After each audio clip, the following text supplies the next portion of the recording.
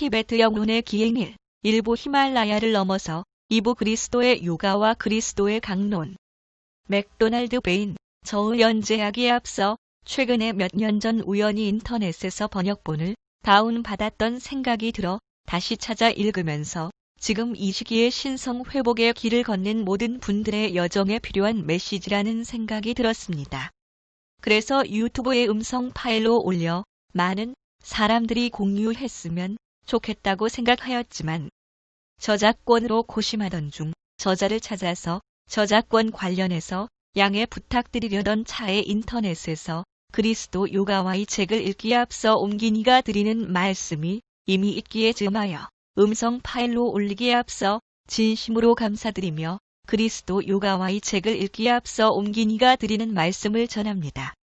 그리스도의 요가 더 요거 오브 더 크라이스트 맥도날드 베인 저 한글을 어떻게 하다 보니 더 요거 오브 더 크라이스트를 번역할 기회가 저에게 찾아오게 되었습니다. 영성이라는 주제에 관심을 갖고 계시는 분이라면 예전에 정신세계사에서 출판했던 티벳의 성자를 찾아서라는 책을 한 번쯤은 접해보셨을 수도 있겠습니다. 티벳의 성자를 찾아서의 원문 제목은 비안드 더 히멀라이어스이며 더 요거 오브 더 크라이스트는 그 책의 후속편입니다. 어떤 영화가 흥행하게 되면 상업적 목적으로 비슷한 구성 방식으로 2탄, 3탄을 내어놓는 경우가 많습니다. 그러나 비안드 더 히멀라이어스와 더 요거 오브 더 크라이스트는 사실상 한 권이라 보는 것이 옳을 듯합니다. 두 책의 내용을 살펴보면 다만 저자의 사정으로 인해 시기적으로 두 권의 책으로 나누어 쓰게 되었다는 것을 추리해 볼 수 있습니다. 사실 저는 더 요거 오브 더 크라이스트라는 제목을 처음 접했을 때 거부감이 좀 심하게 들었습니다. 굳이 번역하자면 그리스도의 요가일 것인데 어설픈 혼합주의가 아닐까 하며 읽어보지도 않고 판단했던 것입니다. 이 책의 존재는 알았지만 이 책이 티벳의 성자를 찾아서의 후속편이라는 것도 몰랐고 아직 국내에 번역이 되어 있지 않았으며 엄청난 시간과 노력을 기울여 원문으로 읽어봐야겠다는 필요성도 느끼지 못했습니다. 그런데 우연한 기회에 인터넷에서 그리스도의 강론이라는 제목이 붙여있는 14편의 글들을 접하게 되었고 그 글을 읽으면서 전율을 느끼곤 했습니다. 그렇게 해서 그 글에 관심을 갖고 여기저기를 돌아다니다 보니 그리스도의 강론의 원제는 디바인 힐링 오브 마인드 앤드 바디라는 것을 알게 되었고 이 책이 티벳의 성자를 찾아서의 저자와 같은 사람이라는 것을 알게 되었습니다. 티벳의 성자를 찾아서를 읽다 보면 이 책에 대한 언급이 나오는데 그 책의 역자는 주께서 다시 말씀하신다로 번역을 해놓았습니다. 이는 디바인 힐링 오브 마인드 앤드 바디 부제인 것인데 본래는 메스터 스피크스 어겐입니다. 참고로 그리스도의 강론은 아직 국내에 출판된 것이 아니라 누군가가 그 내용에 공감하여 그 책을 번역하여 온라인상에 올려놓은 것입니다. 머도 먹다널드 베인을 검색어로 인터넷을 뒤지다 보니 그와 관련된 홈페이지도 여러 발견하였고 그중 하나에서 비안드 더 히멀라이어스, 더 요거 오브 더 크라이스트 원문 전체를 접하게 되었고 이 번역본의 앞장에 수록해놓은 저작권 관련 사항도 알게 되었습니다. 즉, 이 두 권에 대해서는 그 누구도 판권을 주장할 수 없다는 내용 말입니다. 그거를 읽고 나서 두 권에 대해서는 온라인으로 공유해도 괜찮다는 확신을 갖게 되었고 제가 직접 번역을 하여 온라인으로 사람들과 공유를 해야겠다는 마음까지도 먹게 되었습니다. 번역을 하는 과정에서 티벳의 성자를 찾아서에 나오는 이름과 그리스도의 요가에 나오는 인명과 지명이 다소 다르게 표기되어 있는 부분이 의외로 많다는 것을 발견하였습니다. 예컨대 티벳의 성자를 찾아서에서는 게시 린포체로 표기해 놓았는데 실제 원문은 제시 린파치로서 게시 린포체로 표기하는 것이 더 원음에 가깝지 않은가 의문을 품었던 것입니다. 일본어를 아시는 분들에게 물어본 결과 일본어에는 쉬, 나림이라는 발음은 없지만 시나린이라는 발음은 있다는 것을 알게 되었습니다. 이를 바탕으로 생각해 볼 때 기존에 출판되었던 티벳의 성자를 찾아서는 영어 원문을 직접 번역한 것이 아니라 일본에 출판되었던 것을 중역한 것이 아닐까 하는 의문을 갖게 되었습니다. 굳이 이 사실을 말하려는 이유는 티벳의 성자를 찾아서를 번역하셨던 분을 탓하려는 것이 아니라 이 책의 내용에 공감하시는 분들 중에서 원문을 보고 새로 번역하시는 분이 나오기를 바라는 마음에 적는 것입니다.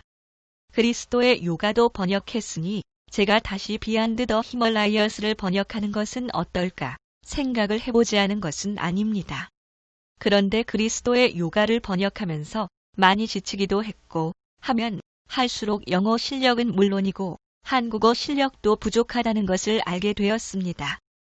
혼자 영어를 읽고 대충 내용을 파악하는 것과 원문의 진정한 의미를 밝혀내어 다른 언어를 쓰는 독자에게 친숙한 언어로 번역하는 일 사이에는 엄청난 간극이 있다는 것을 제 스스로 너무나도 저절하게 알게 되었습니다. 오역, 오타, 누락된 부분들을 수없이 발견하시게 될 것입니다. 그나마 제가 안심할 수 있는 것은 이 책의 원문도 파일로 공유할 수 있다는 것입니다. 영어와 한국어를 자유롭게 넘나들 수 있는 순수한 가슴을 지니신 분이 후에 이 책을 원문에 충실하게 다시 번역하실 수 있다면 더 바랄 것이 없겠습니다. 이 글을 보다 깔끔하게 다듬어 내놓고 싶었지만 실력과 시간의 한계 그리고 제 개인적 사정 때문에 지금으로서는 더 많은 노력을 기울이기 어려울 듯합니다. 번역을 하기 힘든 문장이나 뉘앙스를 살리기 어려운 단어들에 대해서는 괄호를 쳐서 원문을 작은 글씨로 병기해 놓았습니다. 제 스스로 많이 걸려 넘어졌던 부분에 대해서 조금 더 말씀을 드려볼까 합니다. 첫째는 현실을 도피하기 위한 수단으로 이 책의 내용들을 지적으로 즐기는 태도입니다. 이 부분에 대해서는 본문에서 누누이 경고하고 있습니다. 둘째는 내가 지금 마음을 보는 공부를 하는 것인지 영어 공부를 하는 것인지 번역을 함으로써 자기 만족을 취하거나 사람들로부터 인정을 받으려는 것은 아닌지 제 스스로 혼동하는 순간들이 너무 많았다는 것입니다. 같은 돌에 걸려 넘어지지 않기를 바라는 마음에 여기 글을 남기는 것입니다. 저는 지금도 넘어지고 있습니다. 혹시 비안드 더 히멀라이어스와 더 요거 오브 더 크라이스트를 다른 게시판에 공유하시고자 할 때에는 원문과 번역문을 함께 파일로 올려달라는 당부의 말씀을 드립니다. 그리고 저자의 다른 책, 그리스도의 강론 디바인 힐링 오브 마인드 앤드 바디은 한국어로 출판하는 것에 대해 검토가 진행 중인 것으로 알고 있습니다. 참고하시기 바랍니다. 그리고 이번 역본 이쪽에 실려있는 저작권에 대한 참고사항을 깔끔하게 번역해 주신 그분에게도 감사를 드립니다. 혹 문의하실 것이나 지적해 주실 사항이 있다면 aimoflife@hanmail.net로 연락 바랍니다. 맥도날드 베인의 생애 머도 먹다널드 베인 1887에서 1955 티베트 영론의 기행의 말미에 간단히 맥도날드 베인에 대한 소개를 했지만 여기서는 좀 더 자세하게 그의 인생 전체를 살펴보려고 한다. 그가 살아온 삶의 궤적을 시기별로 간략히 정리해 보았다. 스코틀랜드 태생의 세계적인 힐러 치유가 강연가, 저술가인 맥도날드 베인은 평생 동안 전 세계 곳곳을 여행하면서 수많은 사람들에게 인간의 무한한 가능성과 존재의 법칙에 대한 진리를 가르치고 온갖 질병에 걸린 수많은 환자들을 치료하였다. 유년 시절 베인은 1887년 6월 21일 스코틀랜드의 퍼트셔 캔모어 마을에서 그는 농부의 둘째 아들로 태어났다. 그의 원래 이름은 머도 베인 맥도날드이다. 베인은 그의 어머니의 결혼 전성이다. 유년 시절에 그는 엄격한 종교적 집안 환경에서 보냈다. 그는 아주 어린 시절부터 영적인 체험들을 하였다. 예를 들어 어린 시절에 그는 높은 곳에서 떨어져도 중간에 낙하 속도가 줄어들기 때문에 바닥에 부드럽게 착지하고는 했다. 6에 7세 때 그는 자기 방 창문에서 예수의 모습을 본 적이 있었다. 당시에 그는 자기가 보거나 듣는 것들을 다른 사람들은 보지도 듣지도 못한다는 사실을 알지 못했다. 자기에게 특별한 능력이 있다는 것을 깨닫게 된 것은 여러 영적인 체험들을 겪는 과정을 통해서였다. 불행하게도 어린 시절에 그는 야외에서 형과 놀던 중 개울물을 뛰어 건너다가 가시철사의 왼쪽 눈이 찔려서 실명하게 되었다. 그는 병원에서 눈 적출 수술을 받았고 의안을 끼게 되었다. 청년 시절에 그의 꿈은 의사가 되는 것이었다. 그는 의학 공부를 몇 년 동안 진지하게 하였다. 그러나 의학이 기본적으로 질병에 대해 지나치게 물질적인 또는 물리적인 관점에서만 접근한다는 사실을 인식하게 되었다. 그런 접근 방식은 그의 성향에 맞지 않았다. 그래서 그는 정통 의학 공부를 그만두었고 대신 건강과 치유를 위해 보다 영적인 접근 방식, 자연요법을 취하는 길을 추구하고 모색하기 시작했다. 군대 시절 그는 1913년에 결혼해서 슬하에 2명의 아들을 두었다. 이듬해 1914년 1차 세계대전이 발발했고 그는 1915년 하일랜드 경보병대에 입대했다.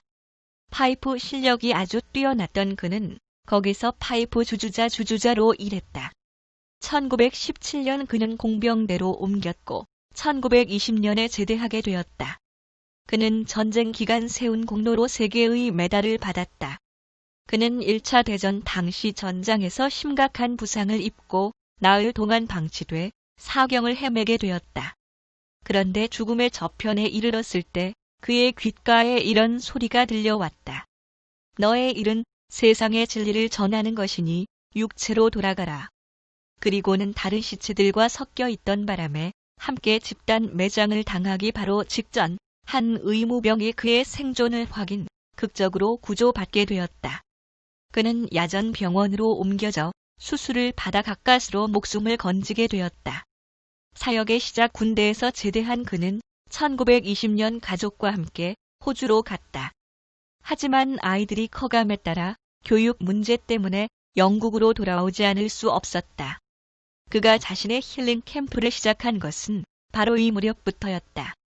그가 1920년대 초 영국에서 힐링 캠페인을 시작한 이래 그는 전 세계 23개국을 순회하며 강연을 하고 환자들을 치유하였다. 그는 1930년대 초 영국의 맨체스터의 유니버설 사이언스 대학을 창설하여 형이상학을 가르치기 시작하였다. 당시 그가 행한 강의들이 최근에 지구의 힘 코스 더 서프림 파워 코스라는 책으로 나왔다. 이것은 22개의 레슨으로 이루어진 강의 코스